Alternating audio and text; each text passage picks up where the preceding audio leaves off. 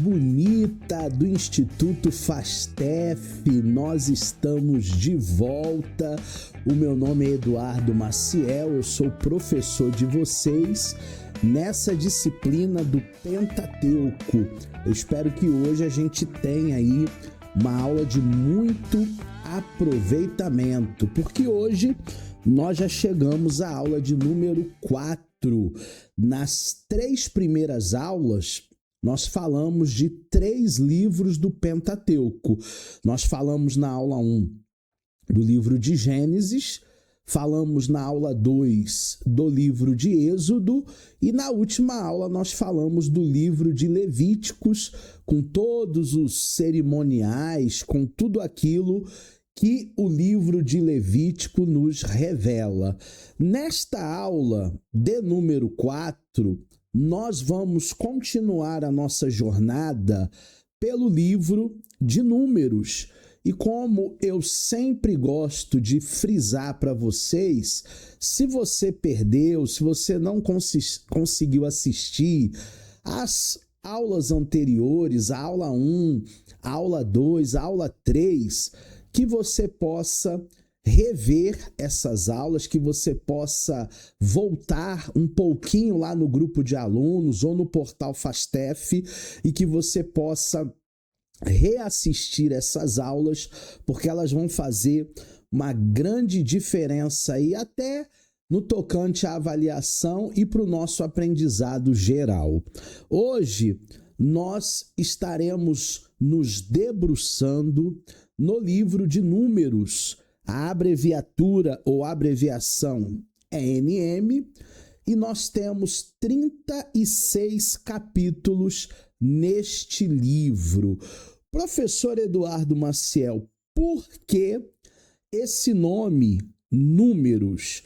Esse nome foi dado pelos tradutores do Antigo Testamento, em hebraico para a língua grega, pois o livro ele narra 2 recenseamentos. O primeiro, nos primeiros capítulos de Números, e o segundo recenseamento no capítulo 26.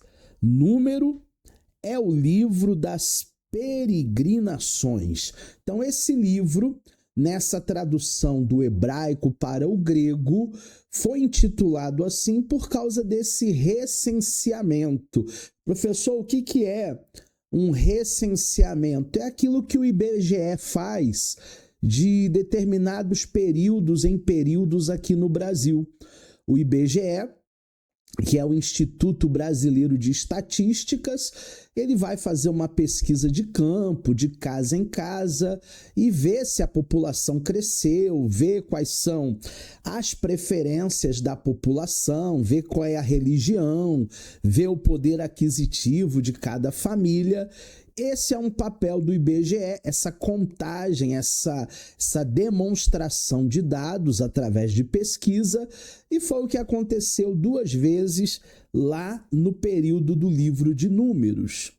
A maior parte desse livro descreve as experiências de Israel durante a peregrinação no deserto. O livro de Números começa com uma antiga geração, do capítulo 1 até o capítulo 12, e ele vai se mover através de um período de trágica transição entre os capítulos 13 até o capítulo 20.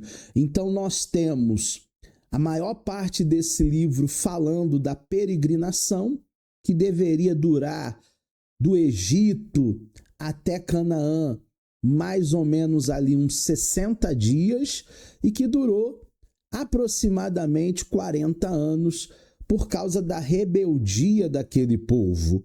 Essa primeira geração que sai com Moisés lá do Egito, ela não entra na terra prometida. Do capítulo 1 de Números até o capítulo 12, é narrado que todos morreram no deserto até que uma nova geração se levantasse, que eram os filhos, eram os netos, do capítulo 13 até o capítulo 20. Esta geração, sim, ela entra na terra prometida, com exceção de Josué e Calebe, que foram aqueles 2 espias que acreditaram no poder de Deus, que acreditaram no sobrenatural, no extraordinário.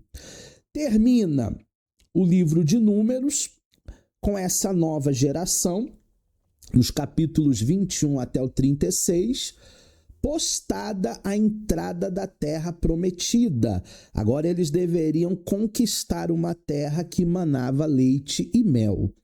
A história narrada nesse livro cobre aproximadamente um período de 38 anos. Lembrando que todas as datas bíblicas que nós trazemos aqui nesse curso não são datas exatas, são datas aproximadas. É muito difícil nós datarmos eventos de mais de 1.000, 1.500, 2.000 anos atrás.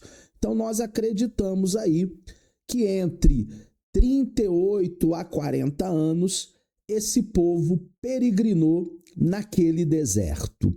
E naquele deserto, qual foi o propósito? O propósito do livro de Números era registrar as histórias das peregrinações de Israel, desde o Monte Sinai até a preparação em Moabe, para a entrada da terra prometida. Se Deus prometeu, obviamente Deus iria cumprir. Mas o livro, turma, ele não é um livro exaustivo em relatos, ou seja, ele seleciona os eventos que são mais importantes para o desenvolvimento do programa redentivo. O que é a Bíblia? A Bíblia é um grande resumo de histórias e vivências do povo de Deus no Antigo Testamento e na Igreja, no Novo Testamento. Então a Bíblia é justamente isso, né? A Bíblia são essas vivências desse povo da promessa, desse povo hebreu. Obviamente, esse povo deveria acreditar no poder de Deus, porque nada, absolutamente nada é impossível para o nosso Deus, só que são 40 anos de história, turma. Não dá para resumir 40 anos de história em 36 capítulos, não dá para narrar essa história integralmente em 36 capítulos. Teriam que ser livros e livros e livros mais grossos do que a Bíblia.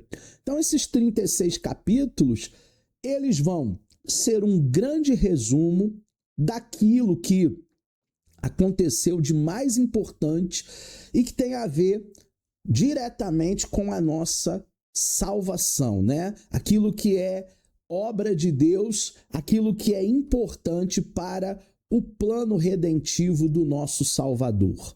Nós temos a narrativa de Números deixando claro para nós que esses 38 anos de peregrinação foram uma punição pela falta de fé daquele povo.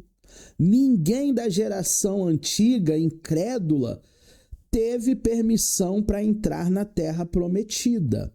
E nós temos os textos de Números 14, do 20 ao 45, e Deuteronômio, capítulo 1, do 35 aos versículos seguintes, que eu sempre peço para vocês fazerem as leituras durante a semana, né? Eu acho que o nosso dever de casa é pegar a nossa Bíblia Sagrada e poder rever esses textos, adentrar nos detalhes que a Bíblia nos traz sobre esse período que para muita gente foi trágico, né? Imagina passar 40 anos num deserto, 40 anos ali com tantas proezas de Deus, mas ao mesmo tempo não podendo acessar a promessa, não podendo chegar àquela terra que Deus havia prometido. Então o livro de Números é, portanto, não só um trecho da história antiga, um recorte da história antiga, mas também uma lista dos atos de Deus. Trata-se de uma história complexa eu digo até um paradoxo, né? De infidelidade do povo, de rebelião, de apostasia e de frustração, em contraponto, em contraposição ali com o nosso Deus, que é fiel. Nós temos ali a presença, a provisão, a fidelidade e até a paciência do Senhor. Porque não foi fácil nem para o homem mais manso da terra, chamado Moisés. Imagina para Deus, pessoal. Não foi fácil ver aquele povo murmurando, reclamando. Não foi fácil fazer de tudo por alguém e esse alguém não reconhecer a grandiosidade do nosso Deus. Nós temos uma data aproximada em números entre 1446 a 1406. Então são aproximadamente aí 40 anos de escrita, lembrando que naquela época não tinha máquina de escrever, não tinha fax, não tinha e-mail, não tinha WhatsApp, então era algo assim muito artesanal, era algo assim muito trabalhoso a escrita. O nosso primeiro tema da nossa aula de hoje, aula de número 4 de Pentateuco, é a mensagem que o livro de Números nos traz. E que mensagem é essa, professor? No livro de Números, como também é o caso da Bíblia inteira, o Deus da aliança, o Todo-Poderoso, o Deus que é fiel a nós, ele se revela, ele se dá a revelar-se a si mesmo, e essa revelação de Deus reúne as diferentes proporções do livro de Números numa unidade. O que nós conhecemos de Deus? O que nós conhecemos do Altíssimo? Nós conhecemos aquilo que Deus se dá a revelar. É claro que a nossa mente finita, ela não vai alcançar a infinitude, a infinidade de Deus. Deus, ele é muito mais do que nós pensamos, porque nós temos uma mente limitada, nós temos uma mente finita. Agora, Deus, ele se deixou conhecer a nós dentro das suas revelações. O que a minha mente finita sabe de Deus? Talvez 1% de quem Deus é. Ainda faltam 99% que nós precisamos conhecer. E é isso que o livro de Números traz, uma revelação divina desse Deus. Nas leis, nos regulamentos que Deus vai impor a esse povo, demonstrando sempre o cuidado, demonstrando sempre o amor. Porque você que é pai, você que é mãe, acredito que na tua casa tenha regras, né? E por que você coloca regras para que os seus filhos cumpram? Porque você os ama. Porque a sua casa não é uma terra de ninguém, uma terra de Marlboro, ali todo mundo entra, todo mundo fica. Como dizem aí no senso comum, a casa da sogra, né? Coitadinha da sogra. Parece que a casa dela é uma verdadeira bagunça. Não. Nós colocamos as nossas regras como pais, porque nós amamos os nossos filhos e não queremos que os nossos filhos venham se perder. O livro de Números traz essa revelação de Deus no tocante a regras, a regulamentos. Deus está cuidando do seu povo.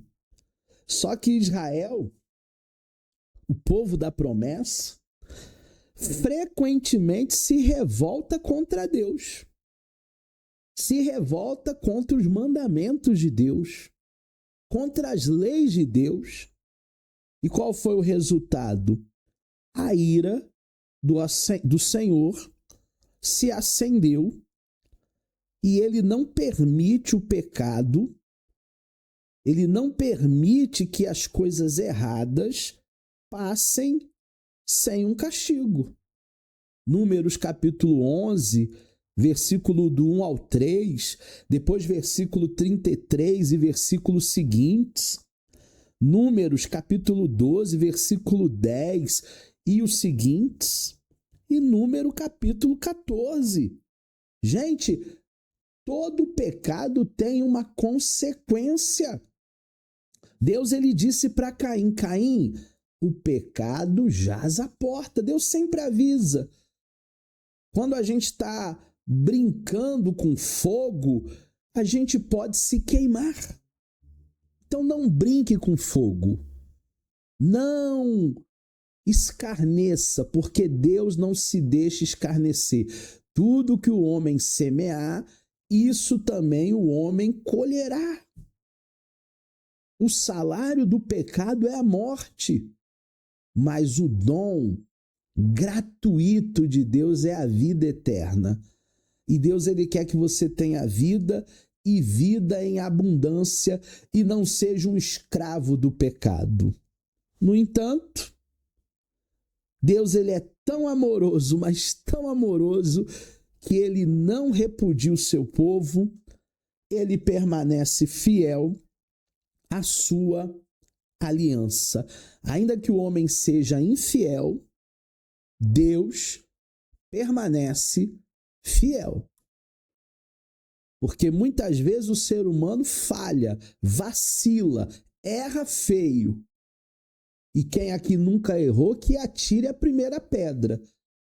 Todos os dias a gente erra por palavras, por atitudes, por ações, porque a gente, em alguns momentos, é meio descompensado, falta equilíbrio em nós. Nem tanto, nem tão pouco, cara pálida. Equilíbrio. Nós precisamos viver assim. Nós precisamos agir assim. E a Bíblia nos ensina sobre isso. O nosso segundo tema é a paciência de Deus. Meu irmão, como Deus é paciente, como Deus é longânimo, como Deus ele sabe fazer as coisas no seu tempo. O tempo de Deus é o Kairos. O nosso tempo é o Cronos. E às vezes o nosso Cronos, ele está muito adiantado. Ele quer as coisas para ontem. Deus, ele é paciente. Deus, ele é fiel, ainda que o homem seja infiel. A paciência de Deus, dentro de vários episódios que nós temos a narrativa no livro de Números, revela a longanimidade de Deus.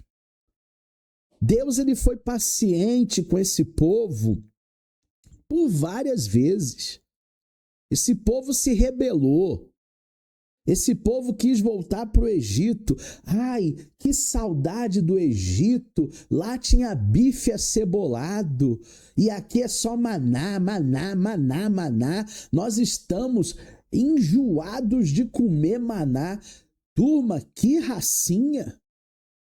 Se Deus dava para eles água no meio do deserto, coluna de fogo para eles se aquecerem à noite, nuvem de glória para o sol não castigá-los de dia. E mesmo assim aquele povo estava reclamando, porque é uma tendência do ser humano. Você sabia que o ser humano ele pode ter tudo, mesmo assim ter um vazio na alma, que sempre falta alguma coisa? O ser humano ele não é completo. Ele tem um vazio do tamanho de Deus, do tamanho do Criador. As queixas, as rebeliões, as murmurações eram constantes lá no deserto. Mas Deus se manteve fiel. Deus tinha um propósito maior, um projeto redentor. E apesar de tudo isso, ele não cortou o maná, ele não cortou a água, ele não tirou a nuvem de glória, ele não tirou a chama de fogo, ele continuou suprindo as necessidades do seu povo. Deus, ele é fiel, ainda que o homem seja infiel. Os céus continuam abertos. Deus, ele dá oportunidades para todos. O sol nasce para todos, para justos e injustos. A chuva também é para todos, para justos e injustos. E Deus continua amando essa humanidade que muitas vezes virou as costas para Deus. O nosso terceiro tema é a terra.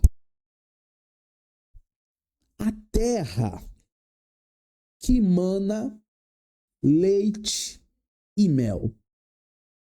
Uma espécie de Éden, uma espécie de paraíso.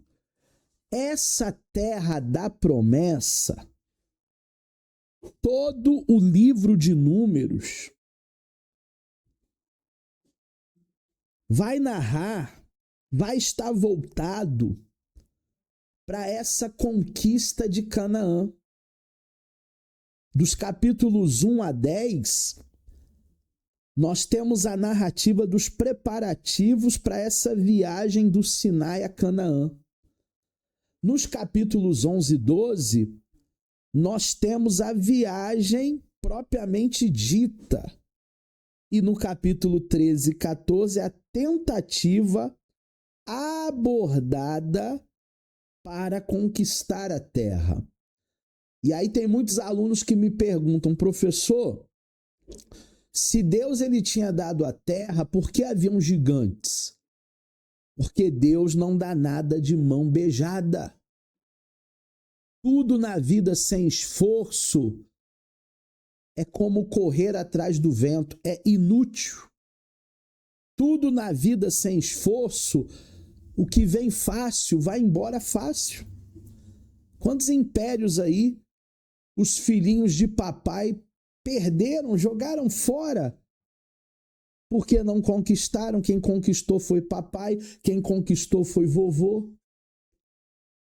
Os gigantes estavam ali para guardar a terra, para que aquela terra continuasse sendo guardada. Nenhum povo estranho, nenhum dos povos inimigos possuíram aquela terra.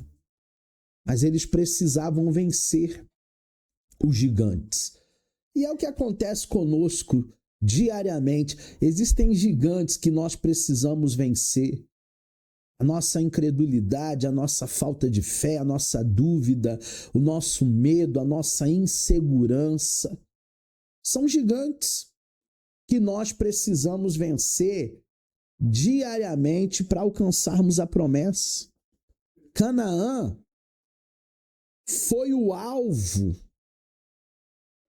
constantemente presente nos corações daquele povo, que no livro de Números, na verdade, nunca foi alcançada.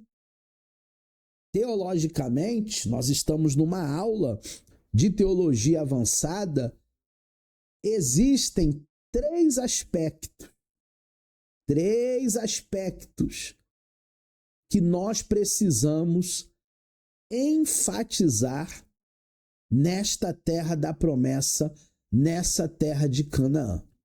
O primeiro aspecto é que o Senhor havia dado aos filhos de Israel. Capítulo 32, versos 7 e 9. Mais precisamente, aos filhos de Abraão, Isaque, Jacó e a posteriori José. O problema é que muitas vezes Deus ele dá algo para o seu povo e o seu povo desperdiça. Sabe quando alguém quer segurar a água e a água escorre pelas suas mãos? O problema é que existem pessoas que recebem oportunidades de Deus e eles deixam escorrer pelas mãos. Eles não dão valor, eles jogam fora, eles não possuem aquilo que Deus quer que possuamos. Eles desperdiçam. Em segundo lugar, o segundo aspecto dessa terra de Canaã é que ela deveria ser uma terra santa, uma terra diferente, uma terra santificada por Deus, uma terra que Deus habitaria ali com o seu povo. Era uma espécie de Éden. Capítulo 35, verso 34 de Números. E você depois pode conferir também em Levíticos 26, 11 e 12. Então, por essa razão, é que os habitantes nativos daquela terra, os gigantes, eles deveriam ser expulsos dali, porque eles não viviam uma vida santa, santificada.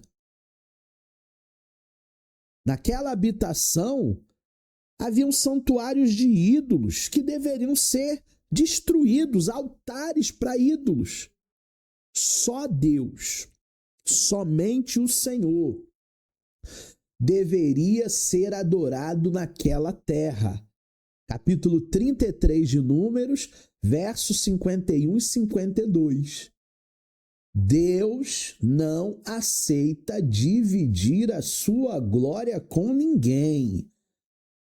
Não adianta você querer dividir a glória que é de Deus com João, com Maria, com Aparecida, com Fátima. Deus não aceita dividir a glória dele com ninguém. A terra prometida seria uma terra santa, seria uma terra da promessa, seria uma terra onde esse povo habitaria eternamente. Mas eles precisariam conquistar. E em terceiro lugar, a terra deveria ser propriamente permanente de Israel. Isto é declarado mais explicitamente no livro de Gênesis do que no livro de Números. Gênesis 13, 15, Gênesis 17, 18, tudo aquilo que Deus tratou com Abraão. Mas esta é a implicação clara das leis do jubileu. Levítico 25, das regras do respeito, do casamento dos herdeiros da terra em Números 36. As tribos dos filhos de Israel. Então, essa propriedade deveria ser uma propriedade permanente. Essa terra não seria de outros povos, essa terra não seria de outros descendentes, essa terra não seria de ninguém.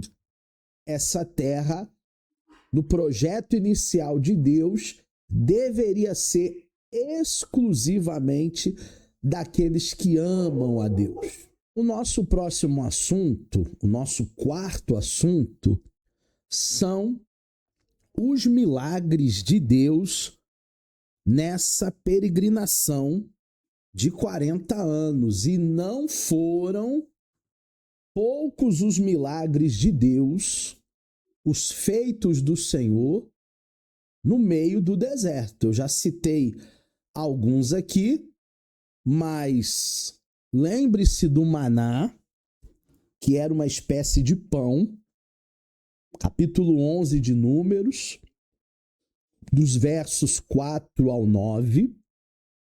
Ali o Senhor os alimentava como pastor. Depois, no verso 31 e 32 do mesmo capítulo, tem as cordonizes, porque eles queriam bife acebolado do Egito. Eles nem lembravam que no Egito eles eram escravos. Valia a pena voltar a ser escravo para comer bife com cebola. Por isso que eu não gosto de cebola. Cebola é coisa do Egito. E a mula de Balaão? No capítulo 22, verso 21 a 35, um grande milagre. Um animal que não fala começa a falar com um profeta esse vendido, e essa mula ela vai empacar para aquele profeta ver que não tem como amaldiçoar a quem Deus abençoou. Às vezes a gente pensa assim, Deus nos esqueceu, Deus está demorando. Gente, nós somos a coroa da criação. Deus, ele nos ama muito, talvez até mais do que você próprio se ame. Tem gente que não tem muito amor próprio não, mas Deus, ele nos ama demais. E em todo tempo, Deus, ele está cuidando da gente. O nosso quinto tema é justamente esse cuidado. Só que agora é o cuidado para consigo próprio com as nossas palavras. Existem pessoas que não vigiam nada e falam, blasfemam. Pela multidão de palavras, essas pessoas trazem para si perturbações. A Bíblia fala que eles pereceram na mão do destruidor por causa da murmuração, reclamações. Existem pessoas que não sabem acordar, se espreguiçar e dizer que bênção, que dia lindo. Hoje vai ser um dia de vitórias, de milagres, de cura. Eu vou para o meu trabalho, eu vou produzir, vai ser um dia abençoado. Não. Ela só sabe reclamar, espraguejar, murmurar. E se tem uma coisa que irrita Deus, é esse tipo de murmuração. Um outro cuidado que nós devemos ter, que também o livro de Números nos traz, é o cuidado para não viver do passado. O apóstolo Paulo até nos lembra, esquecendo-me das coisas que ficaram para trás e avançando para as coisas que estão diante de mim. Prossigo para o alvo. Existem pessoas que só sabem olhar para o retrovisor. Não dá para eu dirigir meu carro olhando para o retrovisor. E se você comparar os tamanhos, o retrovisor deve ter 10, 15 centímetros, mas o para-brisa tem mais de 1 metro. E tem pessoas que ainda estão focadas lá atrás, lá no passado. É momento de você esquecer o que passou. Professor, mas em 1978, esquece. Vire a página. O nosso 7º tema, tenha cuidado em achar que as regras de Deus não se aplicam a você. Você já reparou que nós somos implacáveis com o pecado dos outros, mas quando se trata dos nossos próprios pecados, passa pela nossa cabeça que as regras de Deus, elas não se aplicam da mesma maneira? Qual é a base bíblica que eu tenho disso? Davi. Davi poderia ter quantas mulheres ele quisesse, desde que a mulher fosse livre e desimpedida. Pois ele não vai à guerra, o que na época era um grande erro, ele era um chefe militar, deve ter participado de um banquete real, foi para os seus aposentos reais, dar uma descansada, aquela cochiladinha. Quando vai na varanda, dá uma espreguiçada, ele vê uma mulher tomando banho. E ele gosta daquilo que vê. E aí ele começa a perguntar, né? Quem é? Esposa de quem? E leva a mulher para bater papo. E depois de toda a história que você conhece, do pecado de Davi, do adultério de Davi, o profeta Natã, muito sábio, chega para esse rei e diz assim: rei,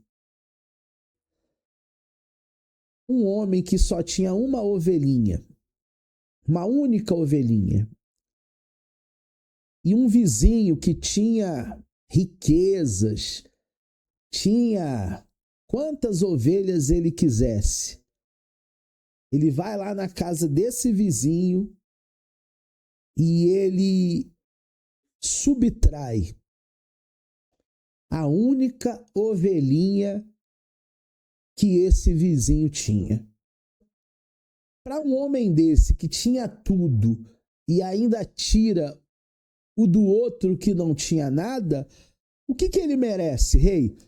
E o Davi foi enfático: a morte. Esse homem merece morrer. E o profeta Natã diz: esse cara é você. Esse homem é você. A única ovelhinha que Urias tinha, o Senhor tirou pelo seu desejo, pelo seu ide, pela sua ganância. Gente, isso é muito sério. O pecado jaz à porta. Precisamos entender que as regras de Deus e as leis de Deus também valem para a gente. Ah, mas eu sou um pastor. Ah, mas eu sou um obreiro. Ah, mas eu sou um presbítero. Eu sou um missionário. É aí que nós daremos conta dos nossos erros.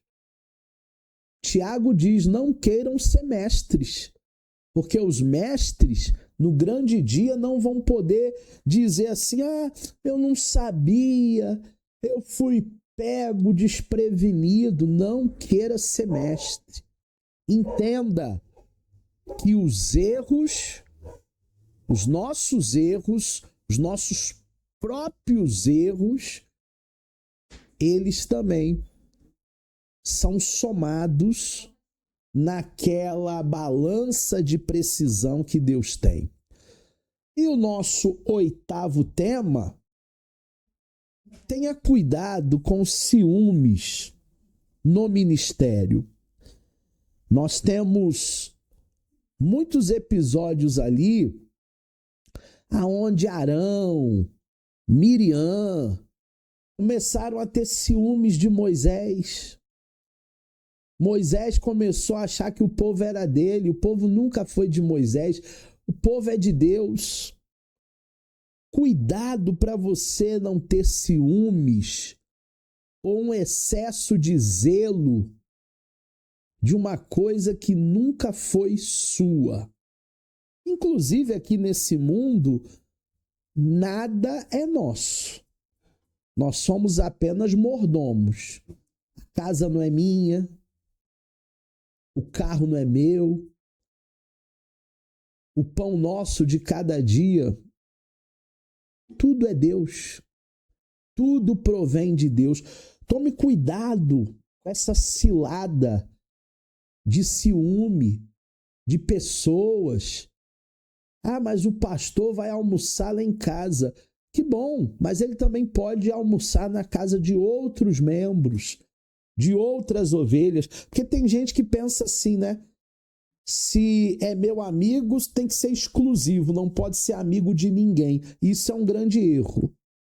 É meu amigo, mas também é um pastor, é um homem público e tem também outras tarefas. Tenha cuidado em não cair em uma rotina.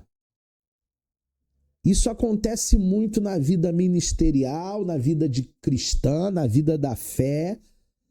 As pessoas elas passam um bom tempo na casa do Senhor e elas começam a ir para o culto achando que tudo é a mesma coisa. Porque hoje vai ter palavra, hoje vai ter oração, hoje vai ter oferta, dízimos, depois a gente termina lá, dá tchau para todo mundo e vai embora para casa.